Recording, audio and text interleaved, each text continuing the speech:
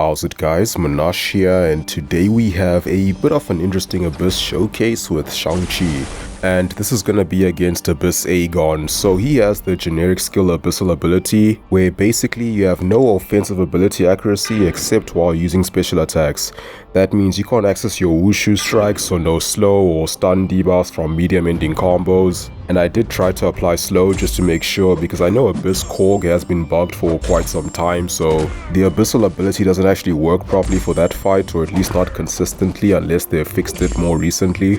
But it is working for Aegon and Killmonger, so all that amazing utility that Shang-Chi has will not be present in this fight. So typically what would happen is you'd run out of Abyss charges and then have to revive once or twice to take him down. But he can still solo this fight using a very different strategy where you actually utilize the perfectly timed mechanic. So basically you get a chi charge whenever you perfectly time a dex or a parry, and those charges increase his special 2 damage, which is where most of his damage comes from. So you can increase your damage per hit very dramatically just by increasing the amount of perfectly timed dexes and parries in between your hits. So my strategy for this fight was just to parry heavy while pulling to the special 2. But in between those parry heavies I would try to get at least 2 perfectly timed dexes, and if my special 2 isn't ready yet, I'll just drop 1 hit to make sure I don't lose too many warfare or skirmish charges. Sometimes I would also get some perfectly timed parries, but I didn't really try to go for them that much because it can be a little bit risky, you know, with inconsistent inputs. I'd rather be a little bit too early than too late on my parries.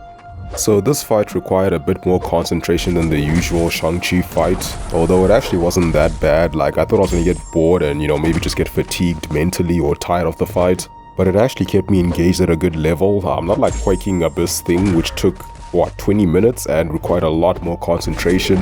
That was a lot more boring and stressful than this fight. This one just felt a little bit long, but it actually wasn't that difficult to execute. Although I did have a bit of a close finish. I think I had about 10 charges when I took him out.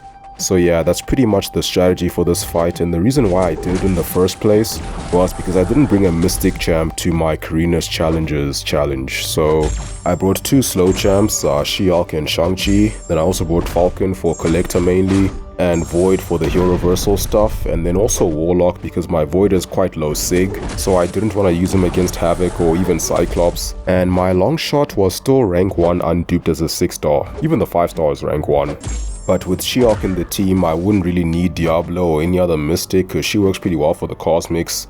The only problematic Mystic fight would have been this Aegon, since she has cloth disadvantage, so that's why I used Shang-Chi for it, and also it allowed me to not have to rank any additional champs to complete this challenge. But I do still think that most people will be better off using somebody like Longshot for it. I should acknowledge that I do have a lot more Abyss experience than the average Thronebreaker player, so this team worked pretty well for me. It took me 15 revives to get to the Collector, and 5 team revives to take him down, where Falcon did most of the work.